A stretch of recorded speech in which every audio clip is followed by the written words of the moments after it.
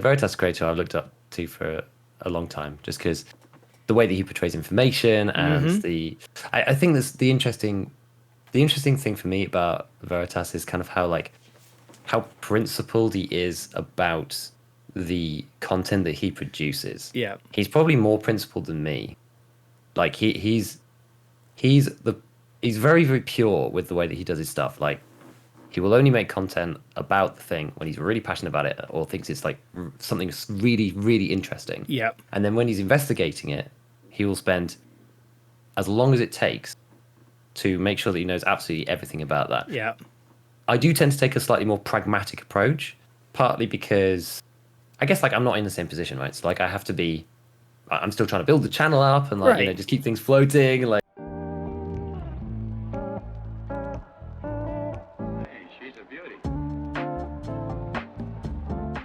Welcome to Tarducks, a podcast for content creators to come on to share their stories, advice, and experiences. And today I have Gigabeef. Welcome.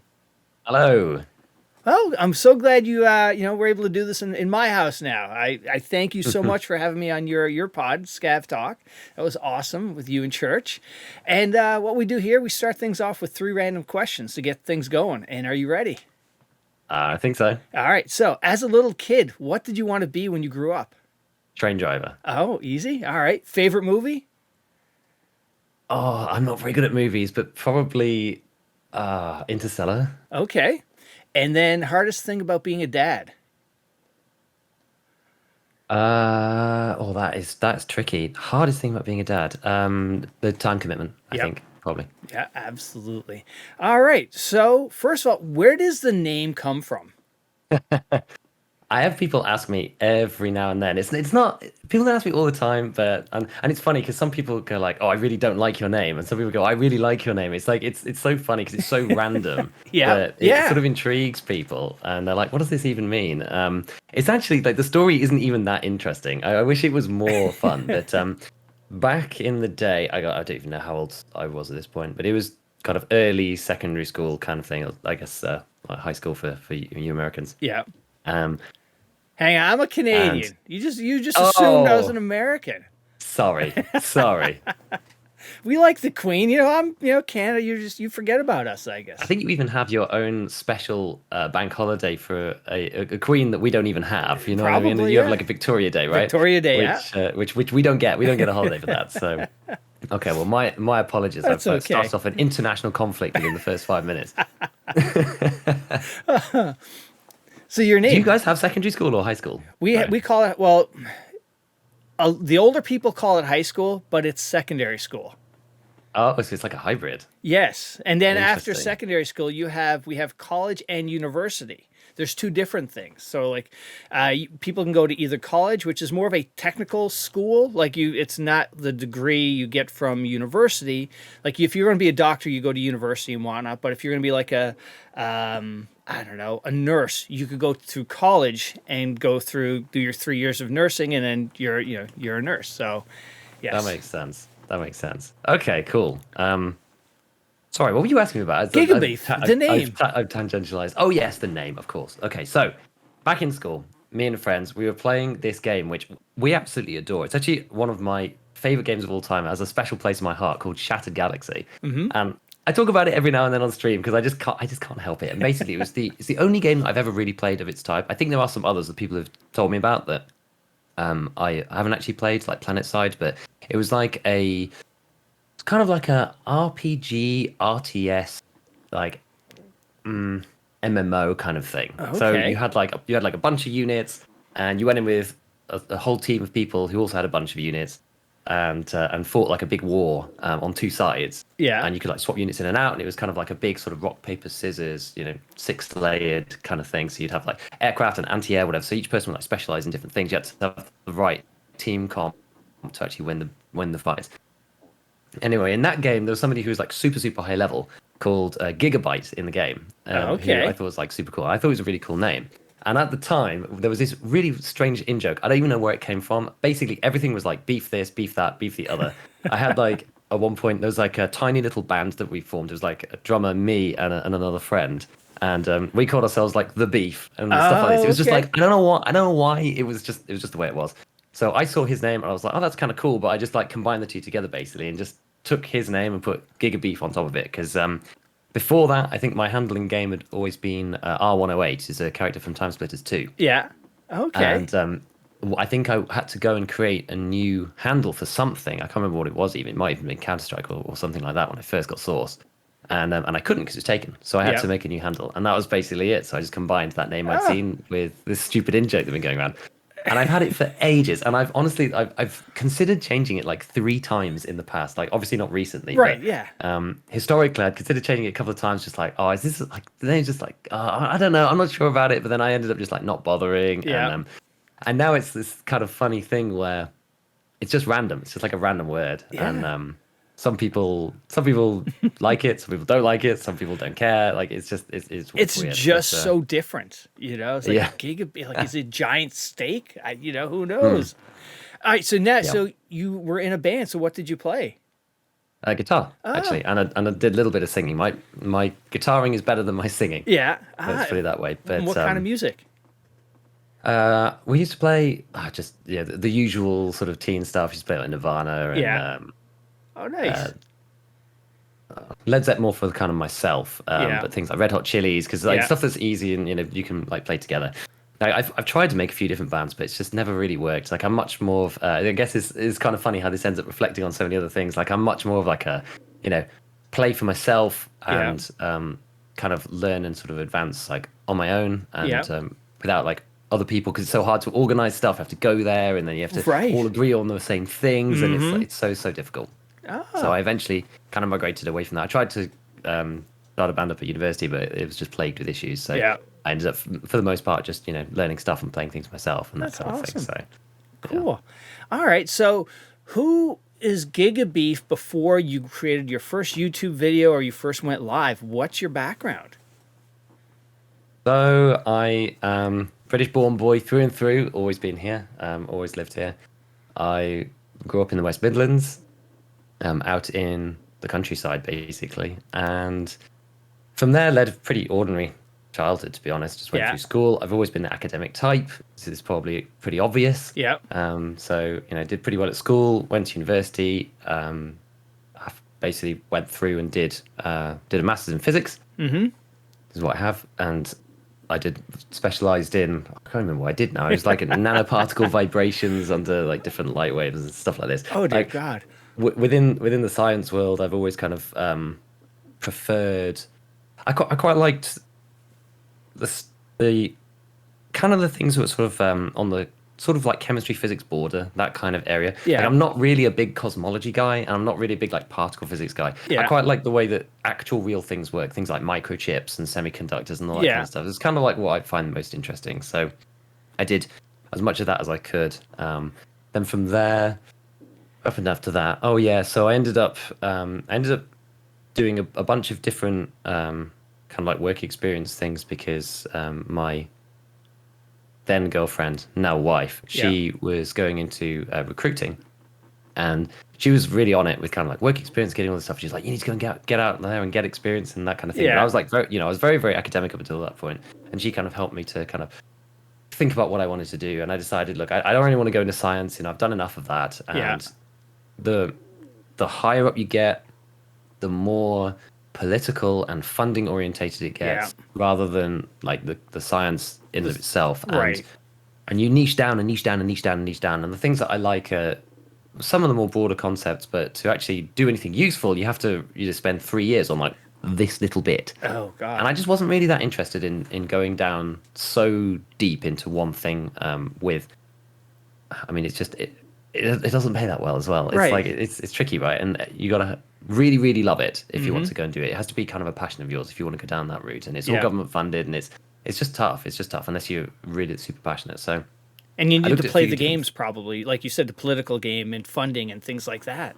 Yeah, because the first step for that is doing the PhD and getting your doctorate. But even that looks kind of daunting, and I was thinking, I'm just not sure if I want to go through that experience really after speaking to the others, because there's a lot of either postgrads or guys doing their doctorate actually in the department at the time, so you get to speak to them about their experience. And I just didn't want it. So I was looking for stuff outside of that, and I eventually ended up through one way or another, going and looking at more like the finance world instead, because they like people from scientific backgrounds and all that kind of stuff. So one thing led to another. I ended up moving down to London to go and do a job in finance down in the City of London, which was pretty cool. Yeah. And to start with, I was doing sales for the first couple of years, but I don't really like cold calling. It's just the thing. Right. I'm not really a born salesman. I can be chatty and social and all that kind of stuff, but like I'm not really a hard sell kind of guy. Yeah. And after I learned that about myself, I kind of changed it a little bit, went into kind of more of the sort of analytical side of things, which is basically where I stayed up until, well, very, very, very recently. So yeah, the deal was these old school kind of companies are not particularly flexible. Let's put it that way. Right. Yes. So 2020 hit with the whole COVID crisis in March. My wife was pregnant in February, so she went through her pregnancy in lockdown, basically just by herself, working remotely in her like upstairs room while I was working downstairs. Oh my god! Our daughter was born in October in the middle of like hard lockdown in the UK. You couldn't go anywhere and couldn't do anything. So we basically couldn't even have like family see us. It was really, really tough. Oh god! So by the time that things rolled all the way back round again and stuff started opening out, and all the various companies started saying like, "Hey guys, everyone's going to come back now," I was like, I don't really want to particularly because I've been here the whole time, and it's not like I just had my kid and then went back to work. Right. Like, I had my kid and I've been there every day for like a year and a half. Basically just like there was just like there's battles that back and forth and da da da da da. And it ended up in this kind of like horrible compromise where I ended up, because our long-term plan had always been to move back to the West Midlands. Yeah. Which is where I am now. I used to live down in London when I was working there properly, and we moved with the extra flexibility, being like, this is what's going to happen. And I said to them, I'm doing this regardless. So I did it, and then we ended up in this horrible compromise where I had to go down 2 days a week. Oh. And I had to be there 2 days, like and there was zero tolerance on. Meanwhile, you worked all through COVID at home. Yeah, completely fine. And set up all these things which allowed us all to work perfectly together. Yeah. And the craziest thing is like none of my team cared. My boss actually didn't care.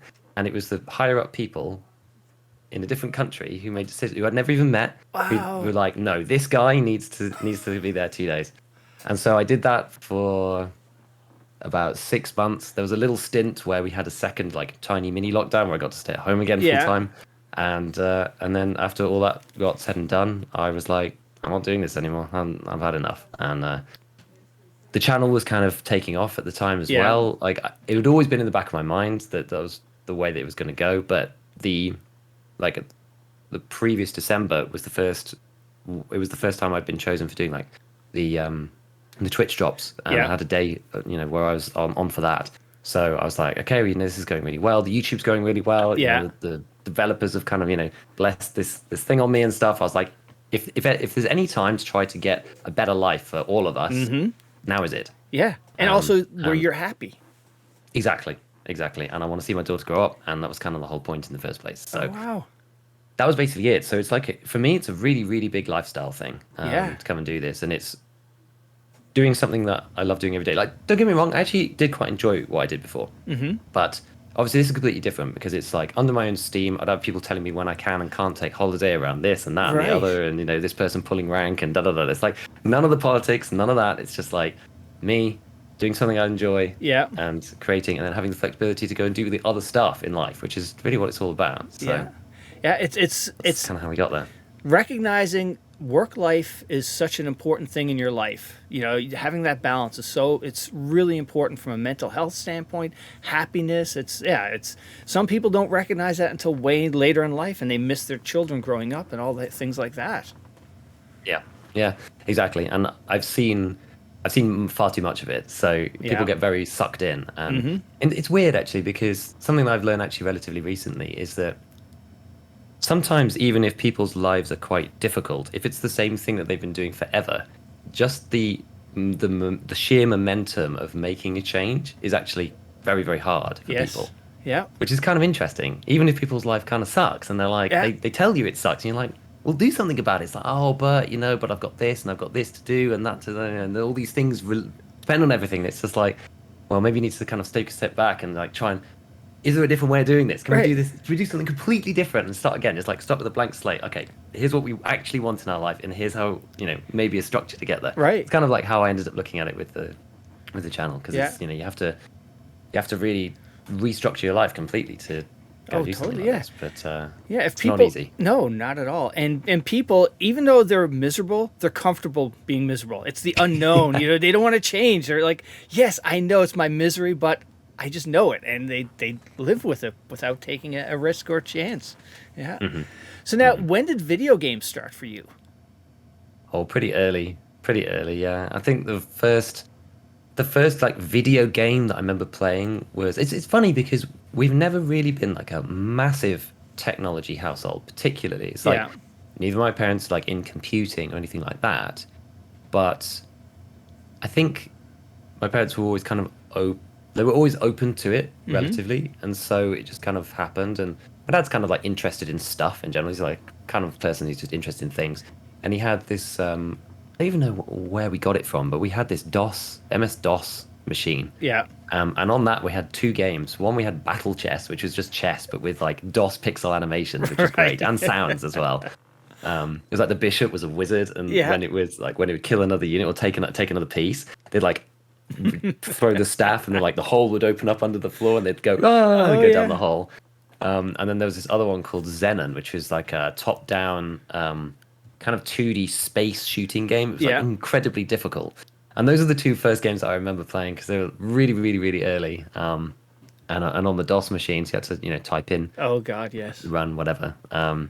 So that was kind of like, I don't even know, that was like really early times. And then we had what even was it called? The Sega Master System. That's the one. I think it was called. Oh no, the Master System was just the Master System everywhere, I think. But that was the one. So we had one where it played Sonic without even having a cartridge in it. Oh, okay. So you just turned it on, and it had it like built into the hardware. Yeah. Like it was that fundamental, which is kind of cool. Oh wow.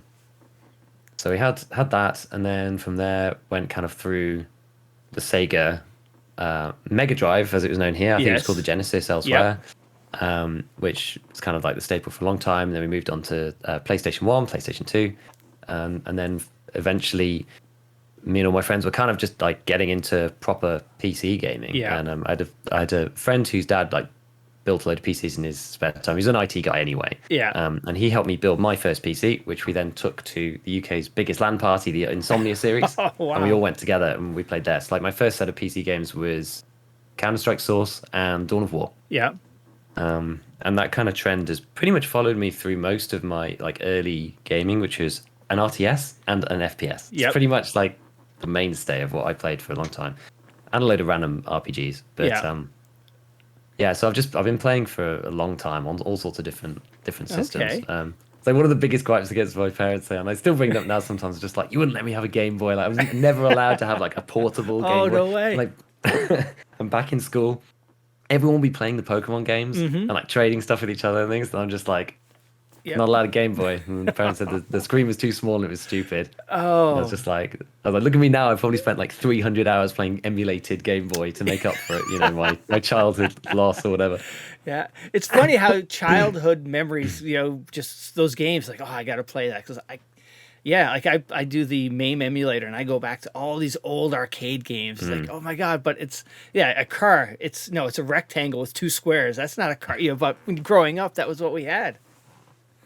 Exactly. Oh, that's exactly. so funny. So, and looking back, what are some of your favorite games that strike a good memory for you?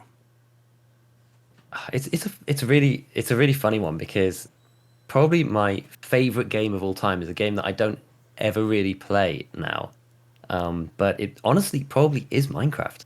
Honestly, oh yes, I probably have more hours in Minecraft than any other game. Yeah, probably including Tarkov, which is quite shocking, because I played thousands of hours of the original one. Yeah, and then me and a load of friends, Minecraft has changed so much since I played, but there was a bunch of mods, and it was before the modern community really kind of got everything together. Yeah, it was called the Tech It Pack, and it had like 9 different mods that they'd made compatible all together, and you could build like nuclear power stations with like cooling towers, like automatic blueprint building machines, all Oh this stuff. wow. And I probably spent the same amount of time again Yeah. playing that second one. Eventually, kind of, I guess, just extinguished all the ideas. Like I built in vanilla Minecraft, built like a 9-story lift out of like sticky pistons and things. Yeah. And like all my friends thought I was completely insane because I basically just like disappeared for 2 weeks on the server. Yeah. And I was just like, guys, look what I've done. And I took them down this like spiral staircase, and it just opens into this room of redstone. Oh and I've my got this God, Excel yes. spreadsheet on the other monitor because I had the circuit built within like 2 days. Oh but I my couldn't Lord. make the timings work. Yeah. So I had to put so many repeaters with delays and stuff to actually get the timings to function my properly, because God. there's this like there's a very specific order that needs to work in for the pistons to work, Yeah. because a piston won't pull a piston that's open, it'll only pull one that's closed, and all of these kind of rules. So I ended up with this like warehouse of circuitry, and everyone was like, I can't actually believe you've done this, like this is insane. So yeah, we did loads of things like that, like, you know, built trees up into the sky before Yeah. you could actually move grass blocks. So you'd grow a tree and then Yeah. cut the stump away, built like an enormous tree like this. Like, did so many projects, but eventually just, you know, You ran out there's of nothing ideas. really left to do. But yeah, I mean, Minecraft, it probably is one of the best games that I've played, just because it's so sandbox, you can do whatever you want. Yeah. And for me, it's kind of like, yeah, it's like it's just endless creativity. It's just like whatever kind of thing you want to do, and it's best with friends as well. Oh, It's best with absolutely. other people. Yeah. Yeah. In the house here, so I've got 3 kids, and my oldest started playing that. You know, when it first came out, I remember having like a 7-year-old birthday party with my son's 5 friends, all computers around the kitchen table, playing Minecraft. Some of the mods they created, like one was like a survivor one where everybody's in a dome and there's a timer. And you had like 5 minutes to build everything, and then Yeah. the dome and the walls fell down, and then it was like, kill each other and whatnot. And we built the server where all of our friends and my friends and their kids were playing. So, and then it was like, it was all very happy. Everybody was like, hey, do you need this? Do you need that? And then it was like that Lord of the Flies thing kicks in. Hey, I saw she was over in your house. Yeah, my diamond pickaxe is gone. And then the next thing you know, they're building traps and stuff like this. And I get a call from one of my son's friend's mom. Hey, Barry, did your son blow up my daughter's house? Yes, they did. And it was just like Minecraft. And even to this day, he's in university, and now and then his buddies will get together and play it. And it's such a great game. It really is.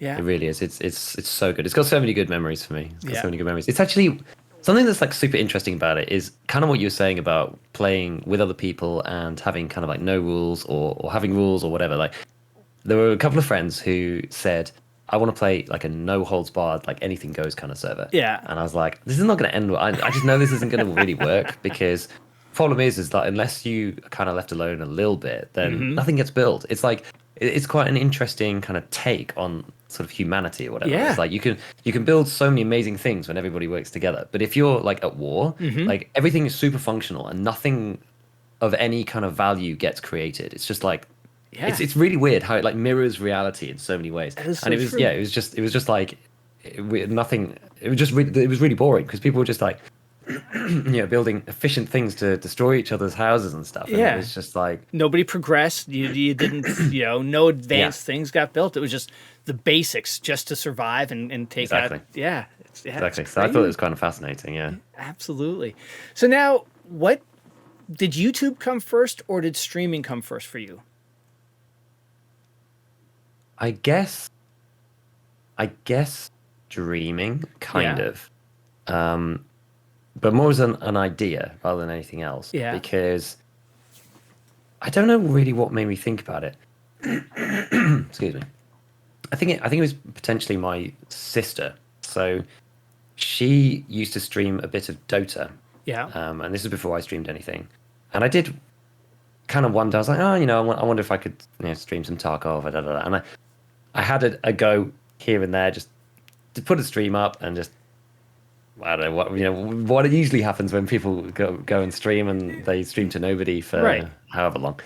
And I think maybe on like the 5th or the 6th time, there was someone who used to be one of her subscribers, but she stopped streaming, but like I used to watch her occasionally, and he found my channel actually, and he was like my very first viewer. Yeah. And he was like, "Oh, hey, what are you doing here? Like, what's this game?" Like, he didn't even know what the game was, and all this kind of stuff. And so that kind of like spurred me on a bit. I was like, "Oh, you know, if I actually can have like one person come and chat, then like, why not more people? You know, Right. let's just give this a go." But the more I looked into it, firstly, you know, it's very difficult when you've got a demanding full-time job that takes up a lot of time. Yeah. Because you're just like, Twitch is a lot of it is an hours game in some ways, and you have to be consistent and online and da da da. And the more I read about it, it kind of made more sense to go down a different path. Like somebody who I followed from very early on was Harris Heller. Yeah. Who is just, you know, I've enjoyed watching his journey through to where he is now. He's done so many cool things. But like back then when he was just doing the stream coaching stuff on his YouTube channel, he always used to say, and it's still true now, that Twitch has extremely bad discoverability, and you basically need to pull in people from another platform if you want to grow in, I guess, when was this? Like, yeah, this is 2020 basically. Yeah. And so I was like, okay, fine. Well, let's have a go at some of this other stuff. Like, I've always wanted to try video editing. I'm completely like non-creative. I'm like not a creative person at all. Yeah. In a kind of strict sort of technical sense or training sense. Yeah. Like obviously you've seen, you know, like play music and stuff, but it's just like it's very, very different, right? It's very different to that kind of thing.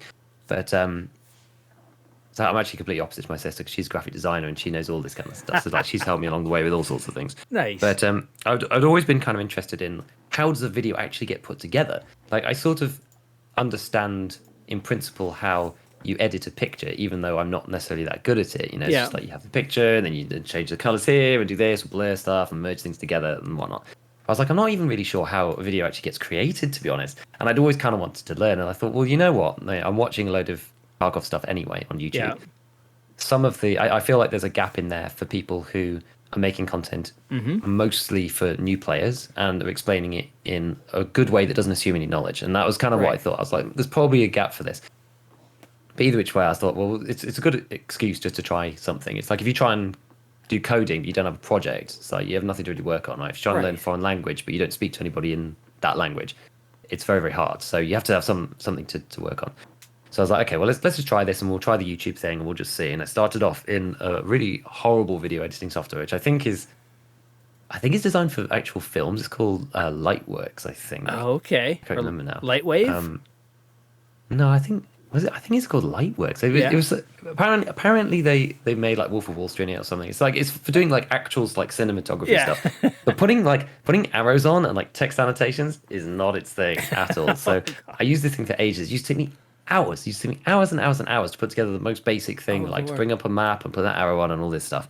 But over time I got better and quicker. But I was like, I need to change to something else. And my sister had a spare license to the Adobe Creative Cloud. So she was like, well, you can use Premiere if you want because I have it as part of my package. So I was like, okay.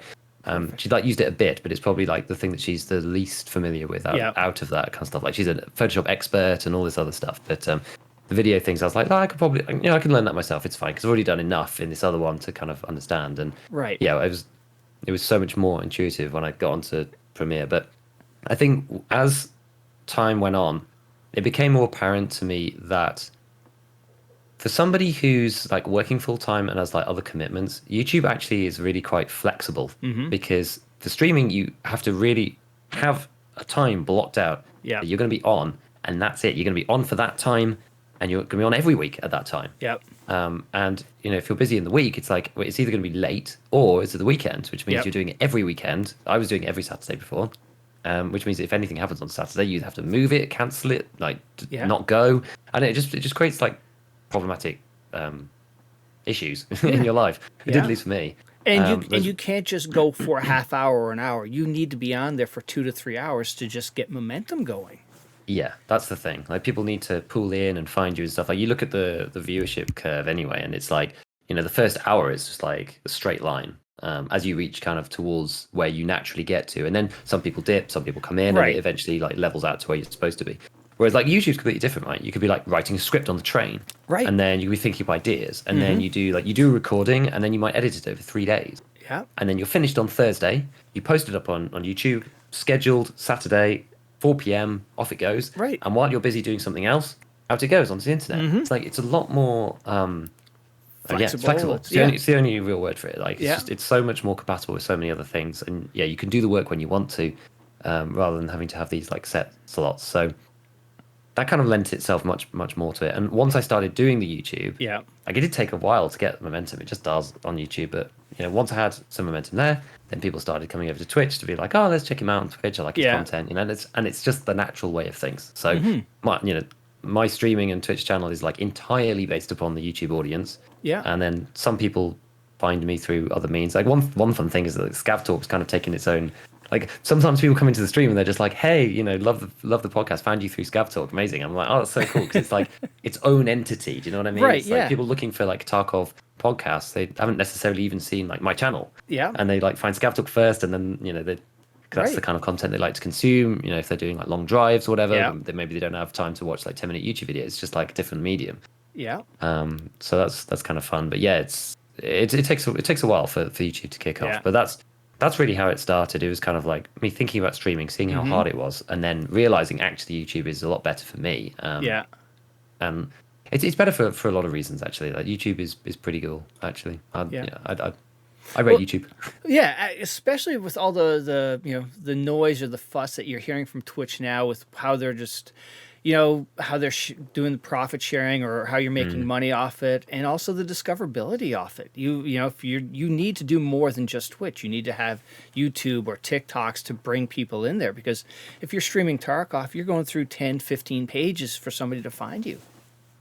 Exactly. It's really, really tough. Yeah. And it's that question of, how do I get out of being 2 or 3 viewers? How do I even get into a place where somebody could find my content? Like, people can't even try your content. Right. Because they will never even find you in the first place. And Twitch just never invested in any kinds of discoverability tools that, in fairness, are hard to build. Right? And that's why they didn't do it, because you need like a full search engine. You need to have automatic tagging of keywords or whatever, analyzing the way that what people talk about and trying to then suggest that to the right people. And you've got A/B testing of what you show them and how long people stay on the platform. Like, it's really complicated. I understand why they didn't do it, but all the other platforms, like the Googles with the YouTube and the Facebooks and everybody else, the TikToks, are doing this stuff. Yeah. And that's fundamentally the problem, right? And it's the thing about YouTube is that you can get started on YouTube by making content that people want to know the answer to, even if they don't know who you are. Right. You can answer questions people want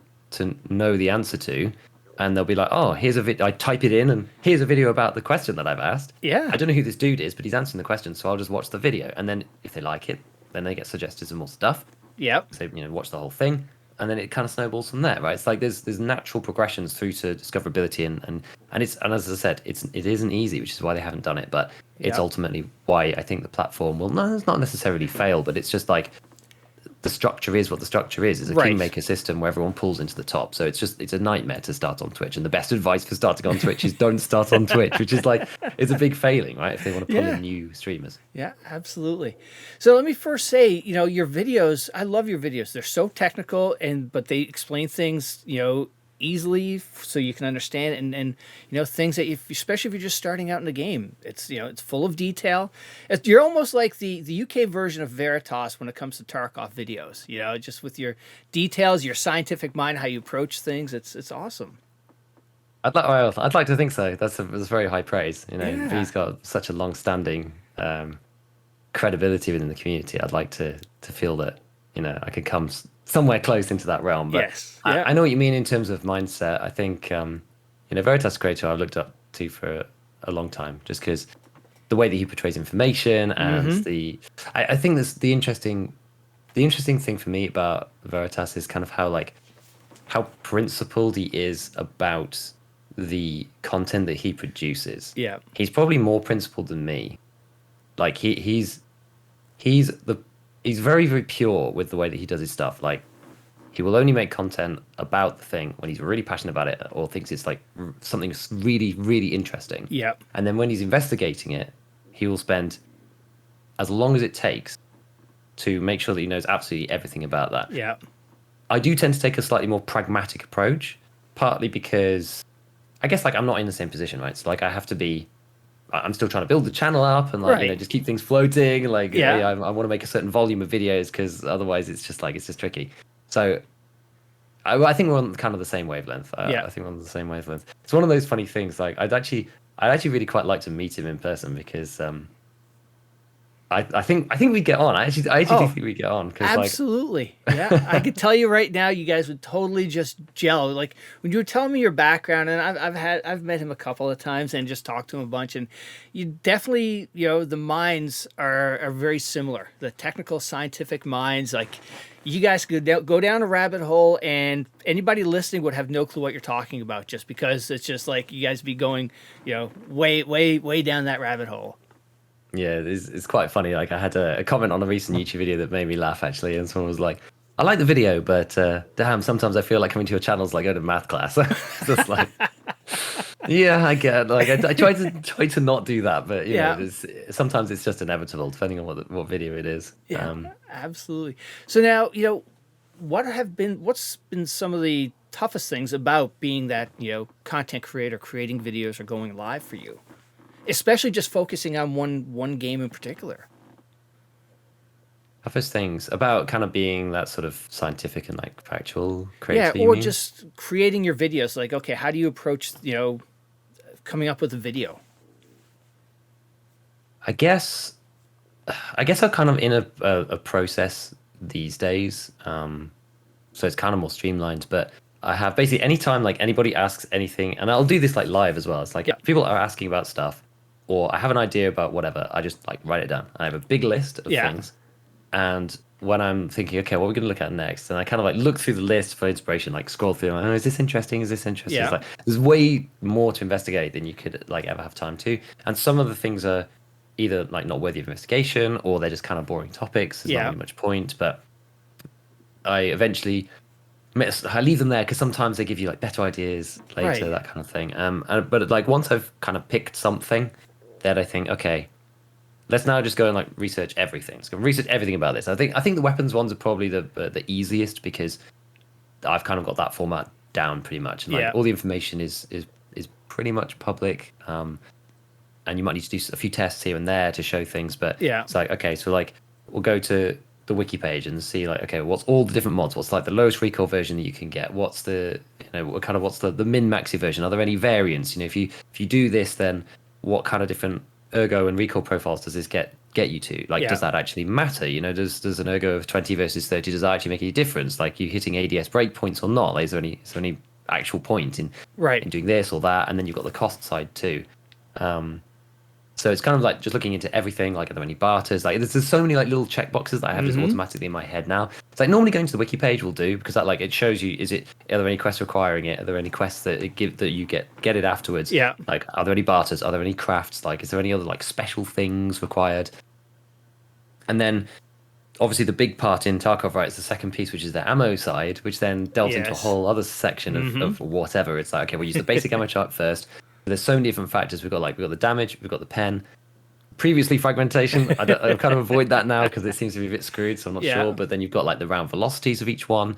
We've got the whole separate site from Tarkov ballistics, which shows you, at different distances, 100 meters, how much pen and damage you're going to have. At 200 meters, how much pen and damage. Is there drop off between different rounds that might mean that you pick something that's like lower rather than higher, and then just try to like mesh all these things together. So I like take all of these bits and then write a script that's like coherent, and I do literally write out 95% of my videos like in a Google Doc. And then once it's ready, I just like read it out and then go and edit it. And I think editing is probably my least favorite part in some ways. Getting started editing is my least favorite part.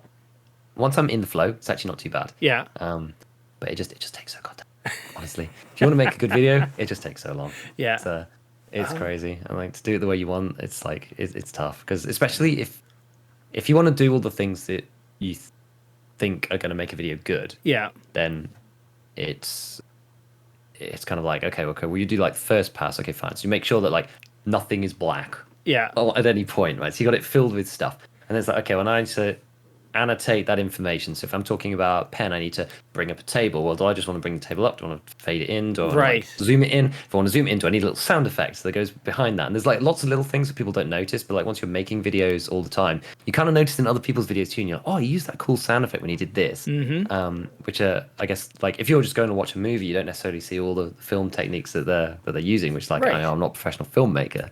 But you start noticing the things that people do, and you go, okay, that actually it adds weight to the scene if I do this thing, or it keeps people more interested if I do that thing. And then it's like adding the music afterwards, then going back through and like any embellishments and stuff. So it takes a while, and I've definitely progressed in that editing thing. Like I've got all my videos that I've ever made on my channel, and I said this the other day, and someone commented on it. It's just like, this is the first Tarkov video Gigabeef ever made on my like very first video, and it's literally just like Windows, movie maker kind of thing, just like cut with like a bit of sound, and then like a piece of text comes up, and then it's just like raid footage in 480p or some horrible format, because back then everything was encoded on my CPU while I was playing or using a terrible PC. So it was like it's like block pixel encoding awful shenanigans. But you gotta start somewhere. Absolutely. So, and now looking back since you first edited to today's editing, is there any step along the way that you like just you'd like, oh wow, I didn't know how to do that, and now that was a big moment that really helped with your editing process? I mean, one thing that really helped, which is, I mean, it seems silly, but I mean, it's applicable in almost every field, is templating. Yeah. Once you've got an effect or something that you use frequently, just make it a template. Like, don't make it over and over. If you've made something 5 times, chances are you're going to use it again. Immediately put it into like a template so that you can just copy and paste it. It's like quite a lot of the effects I have are kind of, I guess, canned now, because it's like I've got a piece of text that I want to put in or whatever, and then I've got an effect somewhere else, and I just pull that in and then apply it over, and that's it. So I don't have to fiddle around manually with keyframes and all this other rubbish, because it wastes so much time not having templates. Honestly, it's crazy. So that's definitely one thing. And then I guess the other part of it was just like that thing that you don't necessarily realize first when you're making videos of like, don't keep things static on the screen. Like it's more of a like conceptual, like philosophical thing about keeping people's interest. But ultimately you could be talking to somebody about something like intellectual and quite complicated, but there's a second part of the brain that kind of needs to be fulfilled as well. And it's we're layers upon the animalistic inner core, and that animalistic inner core, if things are static, stationary, whatever, is going to get bored, and that interferes the whole flow of the process, which is why you see people move stuff around, zoom things in, have little sound effects, because it just like keeps the brain interested. It's just an innate part of just like human psychology. I think there's a lot of YouTube and YouTube video making and that kind of thing is about human psychology that people don't think about. So it's kind of like, oh, you've got your content, sure, that's on the screen, you've got your audio that goes with it, but then you've got this whole separate section about like the composition of the video, which is topic agnostic. It's like, is this video interesting to look at, just as like an entity in and of itself, like outside of what you say, no matter what you like. You could look at a video in Japanese, not speak any Japanese, and be kind of like, oh, this is like, it's visually interesting. Like I don't even know what they're saying, but you'd know one video is interesting versus another that was like totally static. And like that concept was something that I just didn't think about for a long time, and that really helped propel forwards kind of like the editing that I was doing, because just that change in mindset about like keep people interested, and you can keep people interested not just with what you say, but also with what you show and how you show it. Yeah, absolutely. Yeah, I had Veritas on, and we talked about like from concept to like and subscribe, and how he did his workflow, and he was talking about this one Japanese filmmaker from years ago, and he had so many good points. Like part of the reason why some of Veritas's videos he had this black and white mode was because of things he learned from that Japanese filmmaker, of drawing attention to something subliminally, because not leaving it in color, taking it black and white, and like you said, just keeping things interesting and moving. Yeah, exactly. Totally. Absolutely. So now, what advice would you give to somebody who's creating his first videos for the first time? Make anything and don't worry too much about the final product. Yeah, is the best thing. I actually think I can't remember who said it now, because I wanted to say that it was Veritas. It actually might be, I think it might be Veritas who said it, and I think he was talking to Jesse on a podcast like ages ago. I've listened to the podcast since, I mean, basically episode 1. I think I started listening to it about episode 5 or something, and I went back and listened to the first couple. So I've listened to every single episode that they've made. Yeah. Just because, and some people say like, oh, it's like too downer and da da da whatever. It's like, the guys are just being real, which is what I prefer. And secondly, if you're a Tarkov creator, I almost, because of these insights into and also like personal connection with Nikita, I almost see it as kind of like necessary reading. You know what I mean? Like you almost need, like there's information there that you will not hear anywhere else. Right. Yeah. And it's important. But anyway, I think they were talking about content creation one time between the two of them, and Veritas was kind of like, and I thought this was great actually. He was just like, you basically just put out whatever you can, the best you can, but without going crazy and worrying too much about the final product. Because he was like, the best thing is about YouTube is if the video is total rubbish, no one's going to see it anyway. Right, exactly. So it's kind of like, it's not like it's going to suddenly blow up and everyone's going to see how awful you are, right? You're going to get 2 views. So don't be so self-conscious, because if it's bad, no one's going to watch it. Right. So don't worry. Absolutely. But people get paralyzed in this kind of like fear of like making stuff. And Yeah. really, I don't think I got over 50 views for the first 20 videos or something. Like it's super, super tough. So you just have to make, and also imagine like your very first video goes viral. Like you're not ready. No. Yeah. You've got nothing else on your channel either. So you need to have a backlog of content.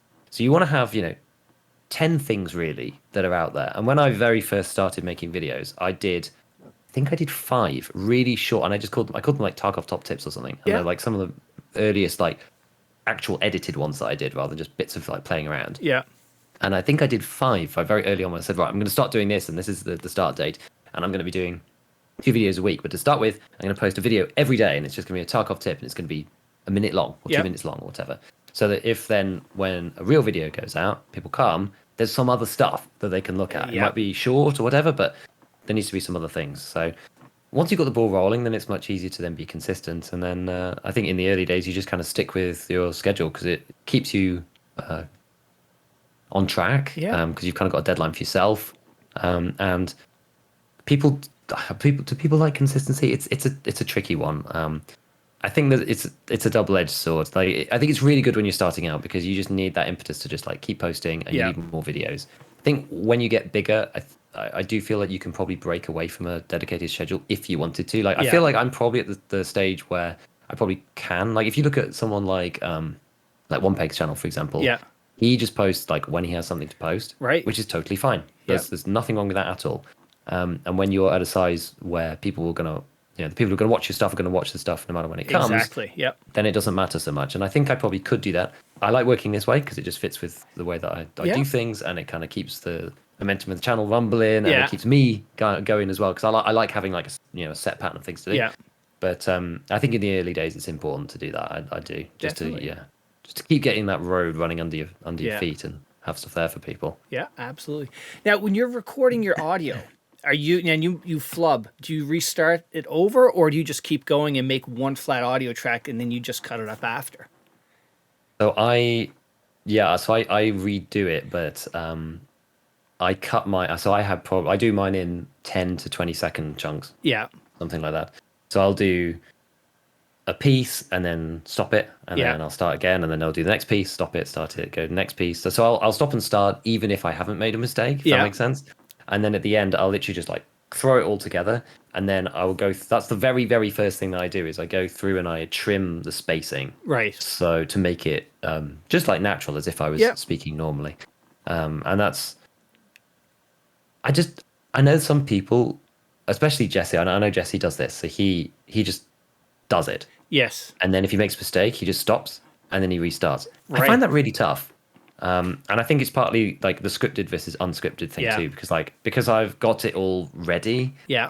And it's very kind of precise there, that I think I'd just rather like stop the recording, delete it, start again from the beginning. Yeah. It's just easier for me to do it that way. Yeah. But yeah, I've just been doing it like that for a while. Like I haven't done an unscripted video for a long time actually. Yeah, I always like hearing and seeing other people's workflows, how they do things, because you never know what, like you said earlier, it's like you never know what you may pick up when you watch a video. Oh yeah, let me, that's how they did that, or that's a good Yeah. idea. Yeah, no, it's cool that way. So now, from a Twitch standpoint, you brought up a good point earlier. Like, when you're making your first video, you don't want it to blow up because you've got no experience or whatnot. Same with Twitch. If you're just starting out, you've got 5 viewers, and next you get raided with a 10,000 viewer raid happens. You're not ready for that.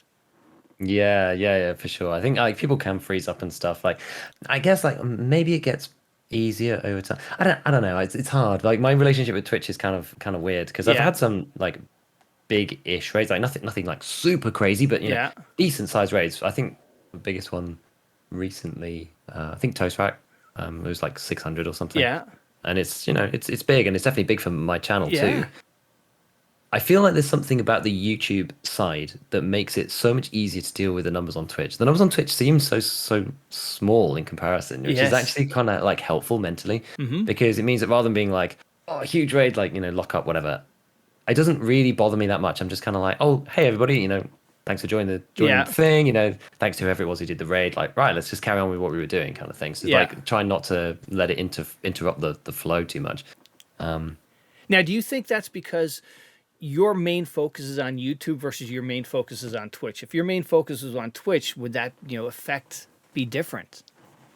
Maybe because Twitch for me, I don't like, I look at the metrics sometimes, but it's much more like I'm just playing the game and there to just like chill out, and I'm not too stressed about which streams on which days had which numbers on which viewers or anything like that. Like I'm much more concerned about which videos get what kind of viewership. It matters a lot more to me personally as well. And so I guess in that way it is easy to deal with if you're like slightly less invested, right? Because Twitch is that thing for me. It's always been that thing for me of, I would be playing anyway. I may as well be playing with the community they're watching. And I've come to really, really enjoy playing solo with chat. Yeah. Actually really, really cool. Like I prefer playing solo with chat than I like playing just solo on my own. Yeah. Like it's way better with Twitch chat there. Oh, totally. Yeah, because you got like your friends with you watching, and just you're just having banter while you play Tarkov. Yeah, exactly. And it's quite funny actually. Like I'm one of the few channels where backseating is practically encouraged because so many people like hate backseating and feel like, oh, people getting into my vibe and stuff. But sometimes like I get saved by chat all the time. They're like, no, you're going the wrong way. You've got you're extracted to the other side and stuff. Like honestly, I get saved constantly by chat. I'm just like, guys, what would I do without you? Like, I'd be in the wrong place all the time. So I'm totally happy for people to put suggestions in, because ultimately for me, I guess like I'm not tied to doing whatever anybody says. It's just suggestions for people. So I just like read through them. I'm just like, nah, I'm gonna do it this way because of da da da. And I think that's the thing. Maybe people are like, maybe not afraid is the wrong word, but they don't want to say no, and it puts them in a like awkward spot or whatever. But I feel quite happy just being like, oh, that's a good suggestion, but like I'm gonna do it this way because this is just what we're doing today. Like we were talking about Shooter Born in Heaven today, and I was like, oh, we're gonna bring the XMC, and someone was like, I don't think that's really a very good shootable gun. And I was like, well, you could argue this, and there's bullet velocity and stuff. And I was like, ultimately, I kind of agree with you. I just want to get some clips with this gun because I'm gonna make a video about it soon. So I'm just gonna use it, and I've got some sort of semblance of an excuse of like maybe we'll go for a headshot or whatever with it. But so that does make it easier. I mean, on a related note, you're talking about advice for people starting on YouTube. Do not like it's impossible, but do not take the comments to heart. Like it's so hard. It's hard not to. So hard, but just like don't take the comments to heart. It feels personal. It's like you need to answer a reply. It's like it's like I don't know how people like. I'll get maybe a few comments here and there, nothing negative, but when you get that negative one, it's it kind of smarts. Like I'm not thick enough to or big enough. It's like just blow it off. But it's just like, hey, or like to me it's like. What is like, I'll make a TikTok and it's in my head, oh, this thing's gonna be awesome. How? And it's like, oh, 5 views. What's wrong? It's like, things like that. It's odd. Yeah, exactly. It's very hard not to get in your head about stuff. But like some people could be really mean sometimes. Yeah. And I think like I had to change it because it used to really bother me, right? It's like you get 100 comments, and one of them is like super nasty, and 99 of them are fine. And it's obviously that one that just like drills into your brain. Yeah. And it's just that, you know, the human tendency to outweigh like bad news or somebody being horrible to you or whatever. And it was just like eventual change of mentality of like any comment and any interaction is good for the channel and it is good for the video. Yeah. And once you have that mentality, you're just like, bring it on. I feed on the hate. Yeah. I feed on your hatred. You just make me stronger, you know? Go on. The worst thing that somebody can do is see your video and then just ignore it completely. Yeah. That's the worst thing. That's the absolute worst thing. The person commented, they cared so much. Well, they watched the video, they cared so much that they commented on it. Yeah. And that's how they felt so strongly. You managed to get such an emotional response out of someone. Maybe you're doing something right, you know? Yeah. It's, well, being ignored is the worst thing within kind of a social media business. Yeah. Totally. Getting a response of some kind is definitely the thing. So, you know, it's that I suffered with that a little bit for a while. I think a lot of people never really get over it. Yeah. I would like to think I'm pretty good at it now. And also the other thing is just like not giving those people the satisfaction by replying. And these days I actually try to like reward the people who post the nicest comments by writing something specific and ignoring the people who are writing the crappy comments because they don't deserve the time, they don't deserve the attention. And the people who do deserve the time and attention are the people who actually love your channel, who are there all the time, who you recognize as constant posters, who are always there on every video. Those are the people that you should be writing comments to. Those are the people that you should be spending your time with and rewarding those people because those are the people who are ultimately going to help you long term. These other guys are just there to take a cheap shot. So. Right. Yeah. Actually, it's, your friend, my friend, Airwing Marine, he says, "Oh, it's engagement. All comments are good. You know, interact with them, and you get more. You know, get more interacts." Like, I don't know about that. Yeah, there is that psychology too. I tend not to with the negative ones, but each their own. Yeah, absolutely. So now, you know, when we're talking Tarkov, how did you find the game? What was your path to it? So I guess we did like early years stuff. So for me, I have been playing basically, as I said before, like an FPS game and a strategy game pretty much all the time, like all the way through from having a PC. And on the strategy side, I went from Dawn of War through to what did I play after that? Then I played Command and Conquer, then Red Alert 3, just Command and Conquer 3, then Red Alert 3. Then dabbled with a bit of StarCraft 1 because StarCraft 2 was coming out. Played a lot of StarCraft 2. And then ended up from there, like funneling. That was kind of around the time of university. So like, I ended up getting really busy and kind of like.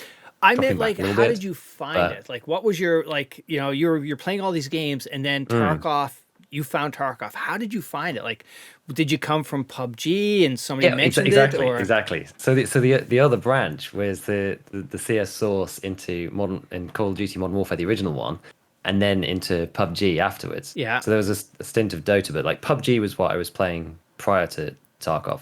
And we've been playing it for a while. I think we played PUBG for like 3 years, me and my friends. And so, you know, we played it for a while. It was like, honestly, it was great. We actually came from the original mod for DayZ, the one that was on the Arma 2 engine. Yeah. I never actually played Arma 2, but I played the DayZ mod a lot. And from there, PUBG kind of like struck a chord with us because it's, you know, the distilled essence of what DayZ is with making it more arcadey without taking literally forever because DayZ takes such a long time. And I was kind of like looking around for other games. I think we were getting not fed up of PUBG, but we just played a lot of it, you know. Yeah. And we were like looking around for some new things to play, and I was just like browsing about for stuff, and I was like, oh, I've seen people talking about this like Escape from Tarkov for a bit. I was like, let me just do some investigations. Like I had a look at it myself. I was like, this looks kind of interesting. It's got some like fun economic elements and stuff, which like really appealed to me. Yeah. And I was like, okay, I'm just gonna buy it, and so I bought it and played it for a week or something. Yeah. Before I said to all my mates, I was just like, guys, I found this amazing game. Like I bought it and I've been playing it for a week already.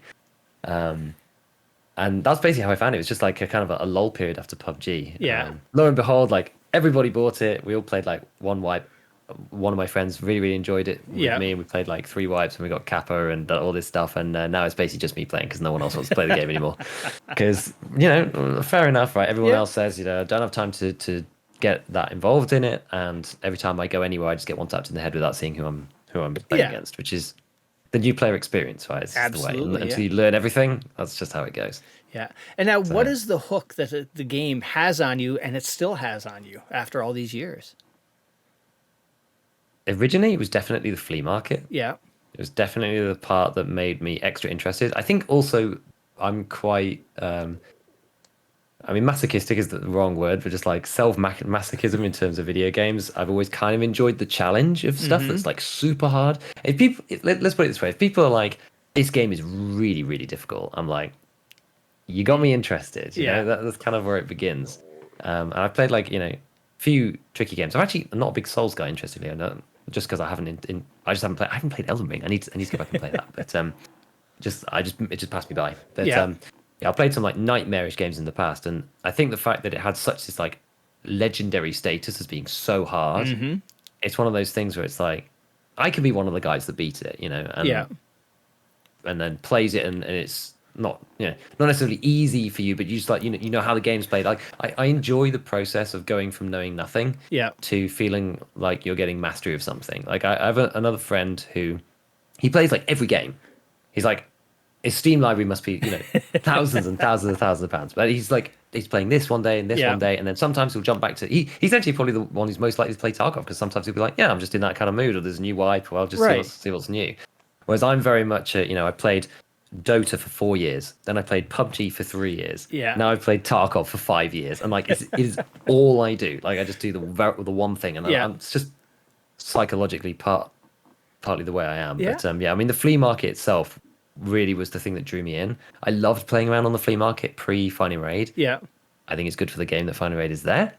But that's not to say that I do miss it's the little money, technical things. Yeah, the little technical things. Like you could buy an AK off the flea for 20k. You could take the handguard off that somebody had left on, sell that for 20k, buy a new handguard for 100 rubles, and then sell the AK for 20k, and then you made 20k. It's like all of those shenanigans really appeal to me. But like for the long term and the longevity is mostly just around the complexity and the technicalities within it. Like there's so many things to do, so many things to understand, and I like mastering things that are complex. Like there's still stuff. A testament to the channel in itself, right, is that there's still so many things to investigate that like I don't know about. Yeah, it's so crazy. Yeah, so crazy. And even the guys who play all day and the streaming all day, they may know the game immaculately, but they don't necessarily know all the technical aspects. Right, exactly. Like, no one person knows the whole game, which to me is quite intriguing. Yeah, especially with the amount of content creators involved in this community. You're absolutely correct, and it's something special. And now, here's a good question. What is your opinion, or what is your state of Tarkov, or your thoughts on the state of Tarkov right now? Okay, let's put it this way. I think Tarkov gets a really hard rap. Because yes, there are bugs, and yes, there are problems that as seasoned players you notice and understand or know or have to play around or whatever. But the way the game is now, the changes that have been made since 12.12 to the economy and the way that the progression works have made the game way better on each wipe cycle. Yeah. We're still stuck with the wiping style economy, right? It's just the economy just flies out of control into the last like 3, 4, 5 months, and then requires a wipe to really continue. Otherwise, it's just stale. It just needs that right now. Yeah. And so for me personally, that's probably where the biggest work needs to be done, either in continuing to slow that down without breaking the early game. Yeah. Because as we said before, like the new player experience is already really tough. So you don't want to change that. But the new wipe experience for people who played 7 wipes is pretty easy. Yes. Right? It's like it feels quite straightforward. It feels straightforward to make money. I remember when I first started playing, and it is a bit different now because they have changed the loot and whatnot, but the map just felt barren. There was like nothing there. Right. Yeah. It was even compared to something like PUBG, like wander into building, there's a gun there, So it's like finding a gun in Tarkov when you don't know where any of the loot spawns are. It is hard. It's really hard. And only when you realise that the game's really not structured that way, and you don't get the guns there, you get the guns from the fleet, and you get guns from the traders, you really start to understand it. So that's for me the biggest thing to kind of like tie off is this end game. Like what happens with this end game? There were some like cheap fixes like prestige and that kind of stuff, which like maybe can help, but fundamentally that doesn't fix the fact that there aren't enough money sinks at the end of the game and all of that kind of stuff. But all of that said, right, like you can pick up EFT as a new player and you can play like 200, 300 hours and have an absolutely amazing time. And I think that's kind of a feat in and of itself, right? It's like Yes. very few games that, even if you just said, oh, well, you're going to buy this game and it costs you however much for a standard Yeah. account and you're going to get 300 hours of gameplay, people will be like, that's sick. Absolutely. But like we as the seasoned veterans expect after 4,000 hours, we expect still to be able to play it endlessly and be endlessly entertained. It's not easy. No, it's like, well, here's how I equate my dollar towards any type of entertainment. You go see a movie over here, it's $20. 2 hour movie, $10 an hour. Okay, if I get 2 hours of entertainment for my $20, really to break even on a base edition of Tarkov, 5 to 10 hours, you've broken even. You've gotten your money's worth from an entertainment standpoint. 300 hours for, like you said, for somebody, the average new person. Dude, I'll take that in a heartbeat. And yeah, we are spoiled with thousands of hours in a game. Luckily, I still have a feeling where I can fire this up and I'm still having fun. Tarkov doesn't owe me anything at this point. Exactly. And that was one of the reasons why, I think it was my third wipe when I upgraded to EOD, because I was like, I've played so much of this, and I've done 2 wipes with the little case, so like I know I've done it. So me personally, I don't feel bad about upgrading to this thing, and I've got enough hours in it that it definitely justifies it, and it's a permanent upgrade. I hate non-permanent upgrade, paying for non-permanent stuff. Back when I played World of Tanks, you could increase the size of your garage, and I was just like, I'll pay for that, that's fine. But like, I'm not paying for like premium rounds or anything like that. There's no chance. Like anything that's kind of a permanent like quality of life upgrade, I feel kind of okay with in some sense, as like just as a user of these things. But like otherwise no. But yeah, it's very, very difficult. I mean, some people are saying like, oh, it's the worst state Tarkov's ever been in. I mean, I just think it's really unfair. I just don't think it's true. Like there's big things that need to be fixed, and I do think that the priority needs to be the networking, the audio, and the AI. That's like the 3 big priorities. Those are the things that need to be fixed. If they could resolve all of those things on a wipe, people would be excited to play even if there was no new content. And the cheating is that's a tough one true. That's a tough one, because I don't think any other game hurts as much as it does in Tarkov when you're unsure about that kill. Like, you're just like, that was suspicious. Yeah. The problem with Tarkov is that it's the perfect place to do the cheating because of the whole RMT and the monetary gain from it. So it's there's a business model there, because you can buy new copies and it's just a cost of doing business, because people actually pay you for the stuff. Like in most games, there's no ramification for winning or whatever, right? Just like you hack or cheat to win. And we see that in other games. It's enough of a rationale for people to do it in the first place, which I mean, it's crazy, but that's enough of a rationale for people to do it in the first place. And so if that's enough in like Warzone, then Tarkov with it's got an actual closed loop economically where people can make money. Like it's obvious that people are going to do that. And then on the flip side, because of that, it stings the most when you get killed by them, because you actually the gear means something too. So it's like, but it's all wrapped up in the same thing. If the gear didn't mean anything, then the cheating wouldn't matter as much. Blah blah blah. Right? It's like it's all the same problem. I often forget about cheaters because maybe where I play, how I play, means that I very, very, very rarely run into it. I obviously don't deny that it's a problem, because I see the clips and I see the people complaining, and I know it's different on different servers. I feel a bit blessed, like EU West. I often run like min-maxy budgety kits, even when relatively towards the end game. I tend not to run like super meta kits. And I'm not a huge looter. I'm much more of a like, I'll go and quest, but I'll go and do some PvP or whatever. It's like, I'm not just the guy who's going to be going to tech light every single raid and like rushing in for the high value hotspots and all this kind of stuff. So I just tend not to run into them very often. And so I often do forget about it, actually, about that problem, just because it's so much less of a problem for me than it is for so many other people. Which, I mean, it's a blessing for me, but no, you're right. Yeah, it's you're 100% right, because I'm the same way. I haven't ran into a whole lot of cheaters, but it's is it because I run at night? I like playing interchange. I don't go labs. I'm not a shift W. It's just your style of play maybe dictates on how often you feel like you've been cheated. Yeah, I think it definitely does. I mean, speaking to the guys who play the Shift W play style, running full meta kits and running to the hotspots, they're kind of competing with the guys doing RMT who are trying to hoover up the good loot, right? Right. Yeah. Whereas somebody like me isn't. Like their loot and also their kits are valuable in and of themselves too, Yeah. as well as the hotspots they're trying to go to, and they're getting there quickly, so they're going to run into all the guys who are Right. the most suspect. Whereas for me, it's like my kit's not as valuable. I'm not going to those hotspots, and I'm not getting there quickly because I'm normally doing something else or going around the map or doing whatever. Yeah. So it's just different. But yeah, that's an issue as well. I mean, oh god, I mean that's a whole whole conversation of its own. I mean, it's sad to see some of the RMT restrictions causing angst within the player base about, especially people playing with groups. Again, that's one of the reasons why I forget, right? Because like I'm playing on my own, so people being able to drop keys doesn't matter. Being able to drop items doesn't matter. Like it's just not part of my Tarkov experience or my Tarkov world. But definitely has a big impact on people playing with groups, and that's where you tend to see the most new players because new players are often not playing solo, and so it has a disproportionate effect upon like player acquisition for the game. I do think it is an issue. Yeah, for sure. Yeah, because like that first new that person who's trying to do that, machine needs the machinery key. Okay, I'm sorry, I'm level 30. You're just starting out. I can't give you this key. We got to go do it together. And it helps those new players, and you're trying to sherp them along and whatnot.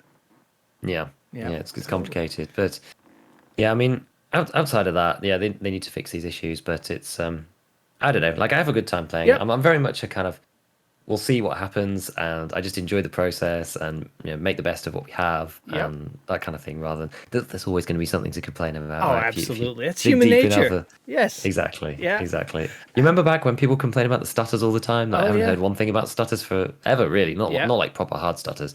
I stumbled upon an old Deadly Slot video the other day when I was doing some research into something else. Yeah, and he literally in the video clips he was going, go around the corner and then. And then carries on, and it's proper bad. Yeah. And that used to be, fix this. And now we're done with that. Now it's desync. Now it's this and the other. But they're working on it. We've had a desync patch.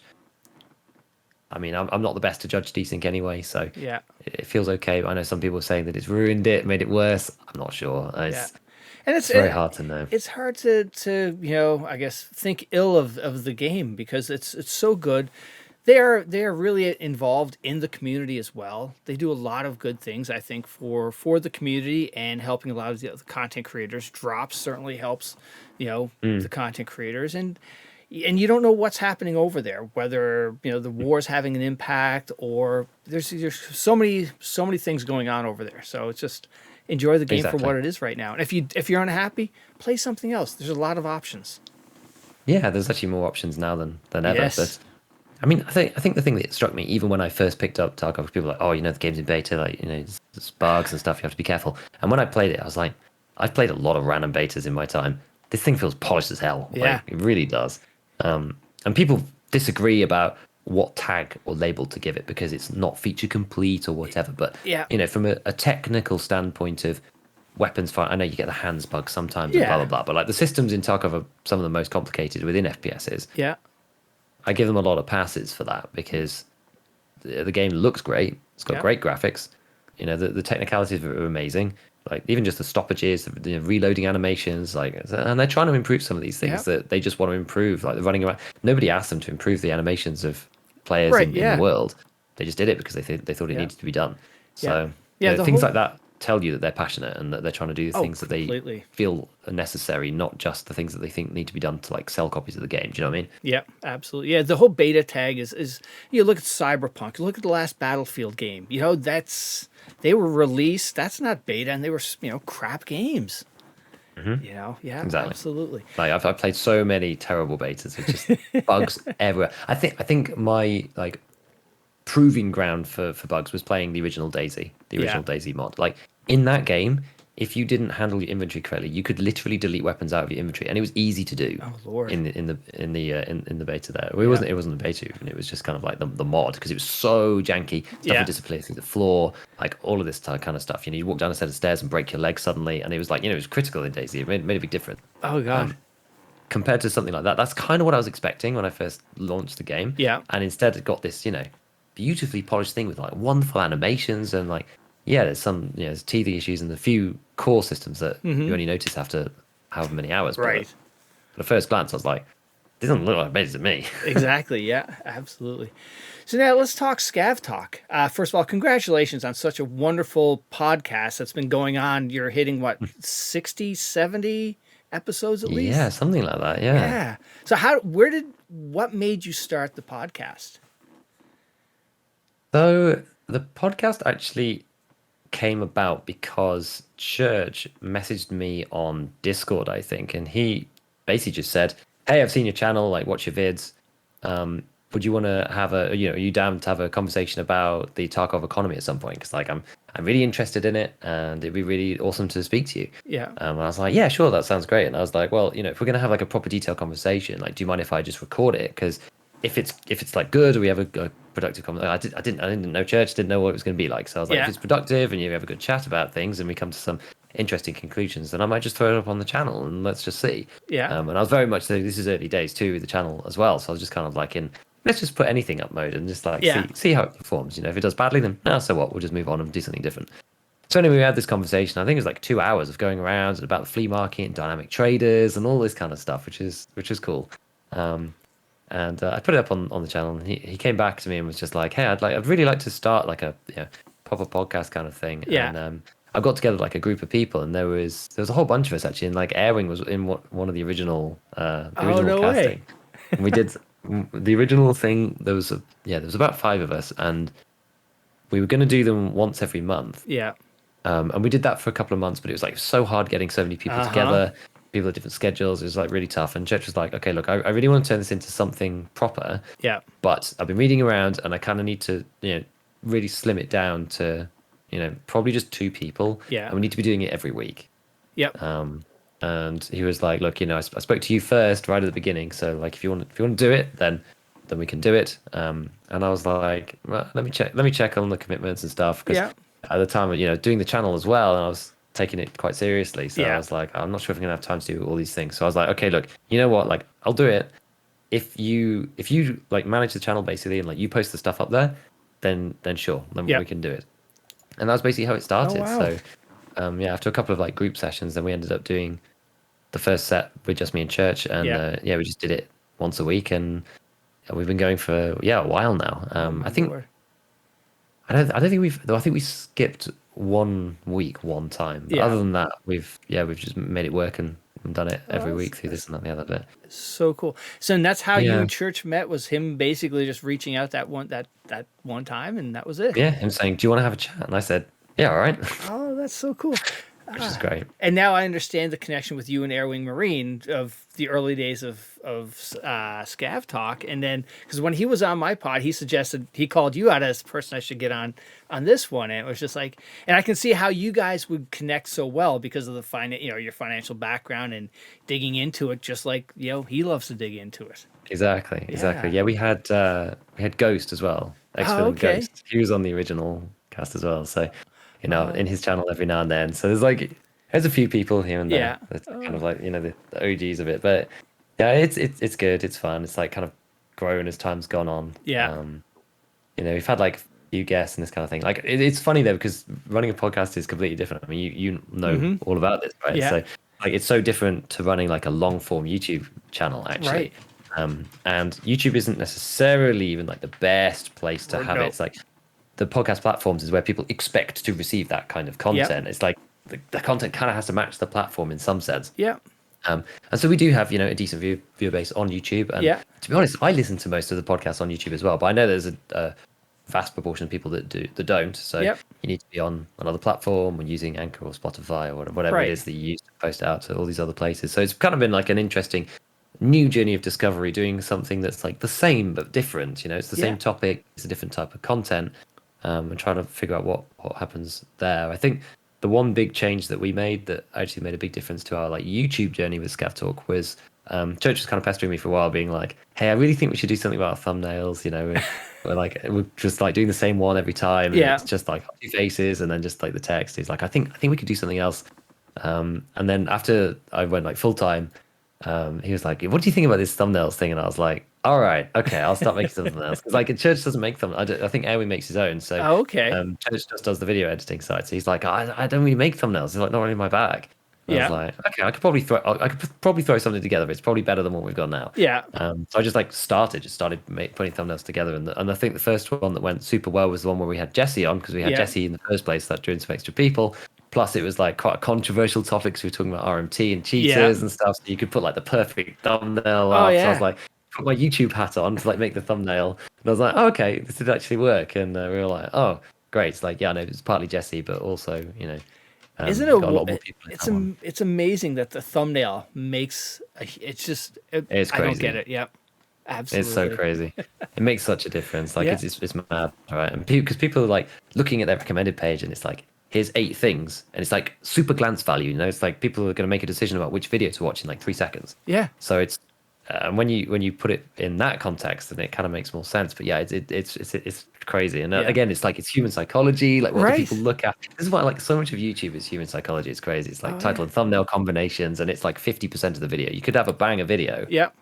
But if it's like going into the supermarket, right, and going to buy whatever it is, you might have the most delicious chocolate in the world, but if the wrapping sucks, then no one's going to buy it. Yeah, it's just human nature, it's just the way we are. Well, just like I'm older, so I remember records, the record album cover. Like, oh, that looks so cool. Or even today with like IPA beers or microbrews, like if they got a really cool can, I'm getting that. Even though it could taste like garbage, it doesn't matter. The can has a devil, and it's like, oh yeah, it's crazy. The craft beer industry has got absolutely banger labeling. Oh, they really do. They really do. Totally. I'm a big fan of the pale, hoppy, citrusy types. Yeah, that's my tipple. Oh, okay. So and we've got a good scene here in the UK. But yeah, some of the labels on those things are amazing. Actually, you've got like the textured stuff on that side or whatever. But it makes a big difference, and it draws people in, because again, it's kind of that thing of, you don't know what's in the video until you watch it. Yeah. You don't know what the beer is going to taste like until you drink it. Right. So what do you have to go off? Okay, well, maybe some descriptions of what it might taste like on the outside that they've put on there, which is probably like the title. And then you've got the image on the wrapping, which is the thumbnail. Like it's the same thing, but like until you buy it, like you don't know if it's gonna be good or not, but you get enticed in by how it looks. It's exactly the same. Yeah, totally. So when it comes to the community, the Tarkov community, what's your opinion of it? To me, this is the first real community I've jumped into, and I've got nothing but great things to say about it. The people have all been fantastic. There's not many egos, I can honestly say. Yeah, I mean it's like any community in that you have a wide variety of different people, and I think definitely within the creator space, I think it's very, very, very good. Yeah. For the most part, I mean, there's kind of like pockets of kind of like, thing is though, there's like the pockets of like negativity within the Tarkov creator space typically tend to be coming from a place of love, even if it doesn't look like it. Right. It's like people's favorite game, and they play it 12 hours a day, so that's why they get frustrated and angry and end up in this like bitter hole where they feel just upset about it. But for the most part, the creator side of the community is just amazing, honestly. Just like everybody's so welcoming, people are so helpful. It's really, really good. I mean, it's a funny one, like as a British kind of like non-guns person, the overlap between the Tarkov community and kind of I guess there's like the gun culture community, quite interesting to see sort of as like an outsider. And like clearly I've learned a lot more about guns than I ever thought I would playing this game, which is kind of its own thing. But the two things sort of go hand in hand. But that's kind of interesting, and some of that kind of I guess comes into certain aspects of the community too. For better or worse, there's some bad parts that come with that, but then you also have like the veterans side, which also comes with that, which is amazing. And so it's like it's a bit mixed, but it's hard. Yeah, it is hard to describe the whole thing, because it's such a big mishmash of like random people. But on the whole, I would say it's pretty positive. Honestly, I'd say it's pretty positive. I do think that the community now, and I get it, I think the community now is kind of getting a little tired of like the things that VSG are doing with the game. For the reasons that we spoke about before, and it tends to be kind of the long-standing regular members of the community that are getting tired, and I understand it, right? It's like we've had this ARG stuff recently with all the bottles and all this kind of thing, which is awesome, and I've been following along with what's been going on. Not actually been actively participating because I've been busy doing other stuff, but been following along. But I do even find myself not that I don't care, but I think my expectations about and outcome have been diminished down to very, very, very low levels because of like the way that the Lightkeeper event was handled previously, Right. Yep. and this kind of thing. I feel like there's been some open goals missed Mm-hmm. by BSG, maybe for reasons that were out of their control. Yep. We don't know. Right. But it's just a shame. Like the things that annoy me more than anything else is when there's an opportunity to do something amazing Yeah. and that opportunity is missed. Like if something just sucks, that's it, right? You just suck it up. But Right. if something could have been great and then it wasn't because of either just like negligence or opportunity, it was just like, passed them by or whatever. That's what kind of frustrates me the most. And so, my enthusiasm about these kind of events has been dampened a little bit. I have to say, like, I'm very much in a kind of like, oh, this is cool, let's just see what happens kind of thing, as opposed to expecting anything out of it. And I do think that there's a lot of frustration in the community for things like that, as well as for certain like long-standing small bugs that haven't been resolved. Yeah. I mean, they've got a lot of work to do. So They do. And this is tricky. This past wipe was not a lot there. When you look at it, compared to how 12-12 was, 12-12 was probably the so many good things happened out of 12-12. Maybe we got spoiled with it when this one hit in June. It was just like, okay, we didn't get the Lightkeeper. The Lighthouse expansion was okay. We got the Goons, but it was a little light. Yeah, I think that the Lighthouse expansion without the Lightkeeper, I imagine they must have planned to have him in there, right? Because otherwise it just doesn't make any sense. It's like there's nothing over there. Right, yeah.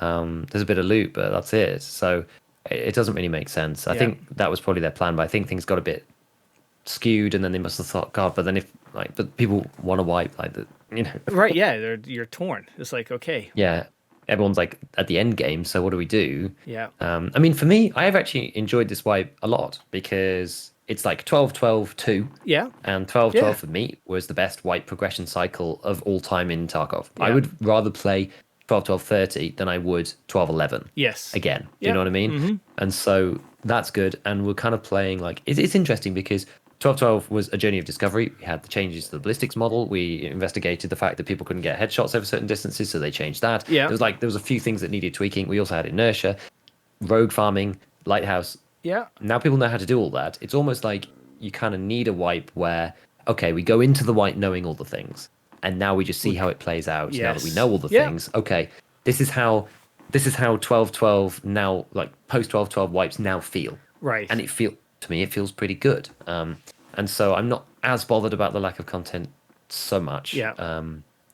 Because I actively enjoy just playing these wipes post 12-12 for what they are. Yeah. Because of the changes that have been made, which is good. All right, cool. That's fair. And now, end of the day, you're not editing, you're not live.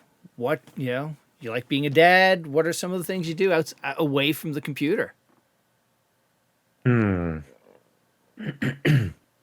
I guess it is a lot of family. Yeah. It really is a lot of family, especially recently because, as I don't even know if we touched on it so far, but so my wife is pregnant again at the moment, and we're very much in the last stages. The baby's like basically due the end of this month, so we're kind of into like the last couple of weeks.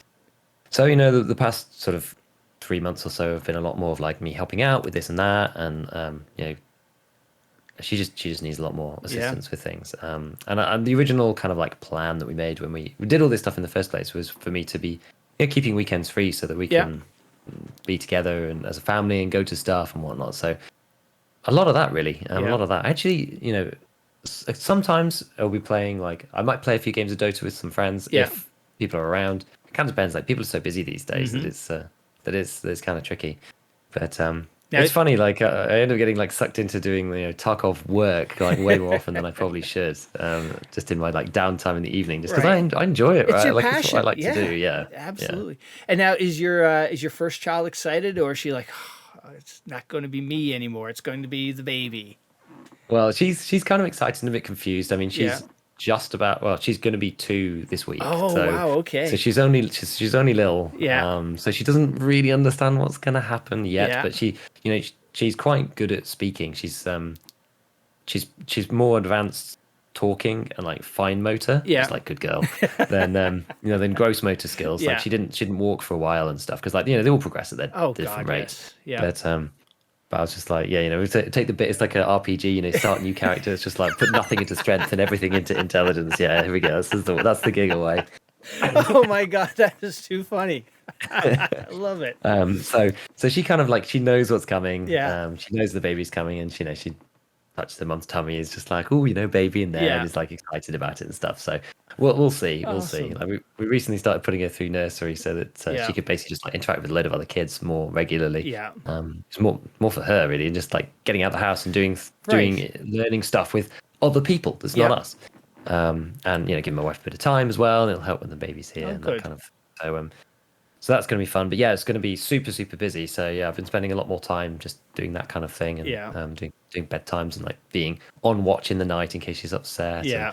And it's been a process for us because when I was like full time in work, I was working a lot, and like most of the time when I was finished, like she was already asleep. Yeah. And so I would barely see her in the morning, maybe like a quick hi, like around at breakfast, and then I wouldn't see her at dinner, like bath time, none of that stuff. Just like she was already asleep long way. And because I basically like needed to be properly rested and like didn't get much downtime. Right.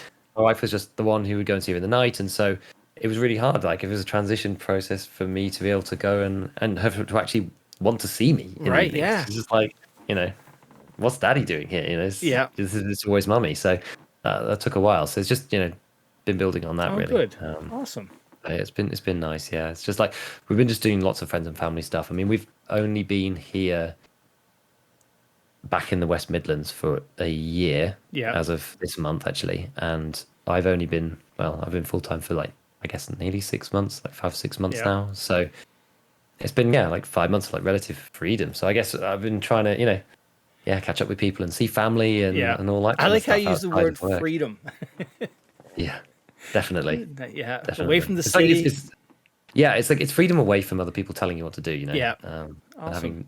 It's just having that flexibility of your own schedule. That's the thing that I value the highest. Yeah. Being able to work when I want. If I want to work from like 9 p.m. till 11, then I can. Yep. If I want to take off 3 hours in the day to go and take her to something, then I can. Yeah. It's so that's important the thing for me. So. Yeah. Absolutely. Yeah. I've been watching a few series recently, otherwise as well. But like, I'm not a huge film and TV guy. Honestly, I just spend more time playing video games. Actually, the only other thing that I did recently was getting into a game called Hades. I don't know if you've played that. Oh God, yes. Yeah, because I'm actually a big fan of the roguelite kind of genre in general. And I've like played a few. I'm not like a hardcore player of roguelites, but a couple of them take my fancy, and I've been playing that recently, and that's actually good fun. Good writing. Yeah, it's I've enjoyed it as well. Yeah. Well made. Yeah, a very well made game. Cool. Well, hey, first of all, good luck on child number 2. It's be ready to be busier. It's still amazing, and you survived the podcast. And before you leave, though, now you got to call out somebody who in your circle you think would be a good guest. Who would be a good guest? Let's have a think. Trying to think who else have you had on. I mean, just in terms of like people who I'm, I guess, like most friendly with, and just like down to earth, nice people. Ex-villain Ghost is a good guy to have on. All right, we had him on Scav Talk a couple of times now, and he was kind of like one of the OGs. But like, he's just such a cool guy. He's got like a unique perspective on things. And he's a big family man as well, and he works super hard, and he's very, very wholesome. So I think he's a good chap. Perfect. All right. Well, Giga, thank you again so much, and it's been awesome meeting you, and thank you for your time. Thank you. It's been great.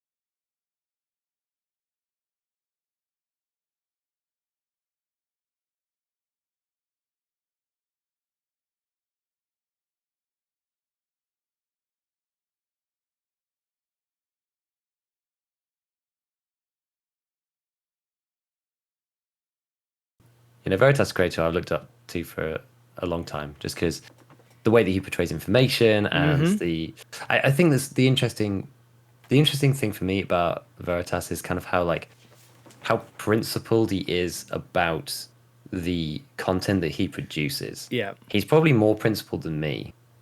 Like he's very, very pure with the way that he does his stuff. Like he will only make content about the thing when he's really passionate about it or thinks it's like something really, really interesting. Yeah. And then when he's investigating it, he will spend as long as it takes to make sure that he knows absolutely everything about that. Yeah.